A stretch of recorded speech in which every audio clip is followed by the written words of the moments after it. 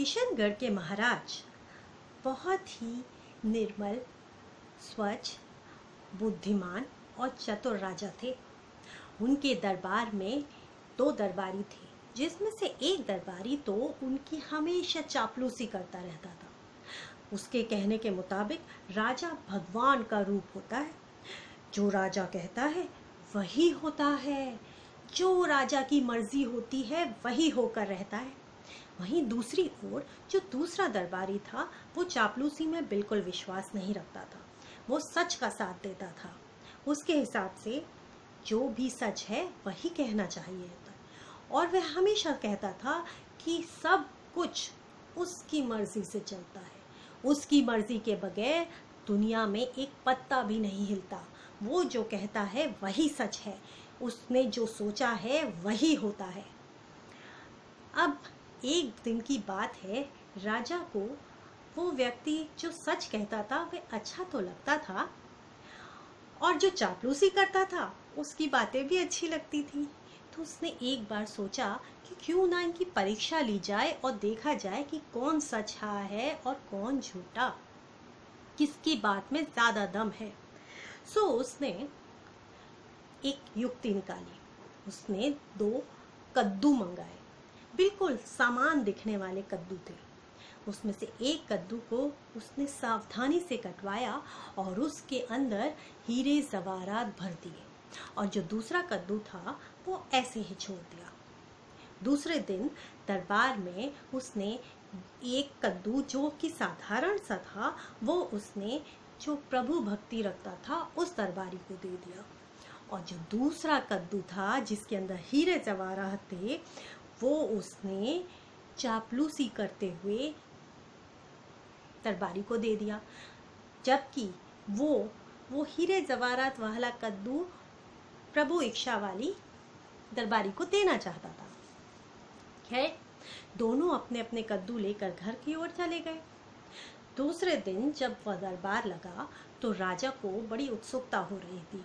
सो उसने जिसको हीरे जवाहरात वाला कद्दू दिया था उस दरबारी को बुलवा भेजा और उससे प्रश्न किया, क्यों भाई, कल जो हमने तुम्हें उपहार दिया था वह उपहार तुम्हें लगा कैसा? वो तो चापलूस बोलता है, बहुत ही अच्छा था भाई प्रभु, बहुत ही मीठा स्वादिष्ट कद्दू था। अब राजा समझ गया कि कुछ तो गड़बड़ है, तो उसने पूछा, भाई सही सही बताओ, वो कद्दू का तुमने करा क्या? अब दरबारी डर गया। उसे लगा कि जरूर दाल में कुछ काला है। अब मैंने सच नहीं बताया तो मैं पकड़ा जाऊंगा। तो उसने राजा से कहा, हुजूर माफ़ कीजिए, वो क्या है कि मेरे घर में भी मेरे खेत के बहुत कद्दू आए हुए थे। मेरे पास बहुत कद्दू थे तो मैंने सोचा अब उस कद्दू का मैं क्या करूँगा, तो मैंने वो कद्दू, माफ़ करना महाराज, वो कद्दू ना मैंने बाज़ार में सब्जी वाले को बेच दिया। राजा ने कहा, उस सब्जी वाले को बुलाया जाए। सब्जी वाले को ढूंढा गया और दरबार में पेश किया गया। सब्जी वाला डरते डरते आया। उसने पूछा, क्या हुआ हुजूर, क्या मुझसे कोई गलती हो गई? अरे नहीं नहीं, बस आप हमें इतना बताइए कि जो कद्दू आपने इस दरबारी से खरीदा था उस कद्दू को आपने किसे बेचा? अब सब्जी वाले ने याद करा, दिमाग लगाया और बोला, हाँ साहब याद आया, एक ना आदमी आया था और वो ये कद्दू अपने घर पर कोई पूजा पाठ कराना चाह रहा था। सो उसको अपने अनुष्ठान के लिए एक अच्छा सा कद्दू चाहिए था, और ये कद्दू जो इसने बेचा था वो बहुत ही सुंदर, साफ सुथरा, बहुत ताज़ा कद्दू था। सो वो अपनी पूजा के लिए वो व्यापारी उस कद्दू को ले गया। राजा ने कहा कि ठीक है, अब उस व्यापारी को बुलाया जाए। अब उस व्यापारी को ढूंढा गया, उसे बुलाया गया। व्यापारी आया और उसने बताया, अरे हुजूर, मैं तो अपने गृह शांति के लिए पूजा करवा रहा था, सो मैंने अपना पूरा हवन पाठ कराया और वो कद्दू मैंने भेंट स्वरूप एक पंडित को दे दिया। जिस पंडित जी ने मेरे यहाँ पर सब पूजा पाठ करा था उन्हीं पंडित जी को मैंने वो कद्दू उपहार स्वरूप दे दिया। तो राजा ने कहा, अच्छा, अब उस पंडित को बुलाया जाए। तो वो व्यापारी बोला, अरे हुजूर, उसको बुलाने की क्या जरूरत है, वो तो यहीं यहीं यहीं पर हमारे सामने मौजूद है। अच्छा, कौन है वो पंडित?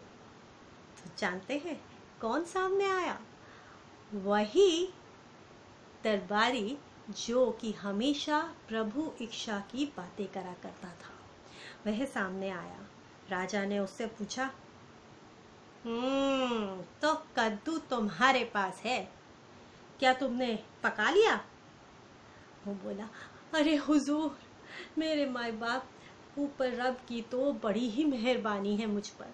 देखिए ना, मैंने तो इनके यहाँ पर छोटा सा अनुष्ठान करा था, और उसके बदले जो उन्होंने कद्दू दिया, उसको जब मेरी पत्नी ने काटा तो उसके अंदर से हीरे जवाहरात निकले। भाई, प्रभु तो प्रभु है, उनकी लीला अपरंपार है।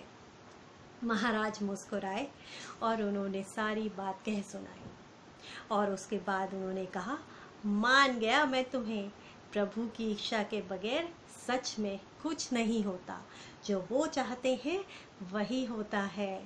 और नमस्कार।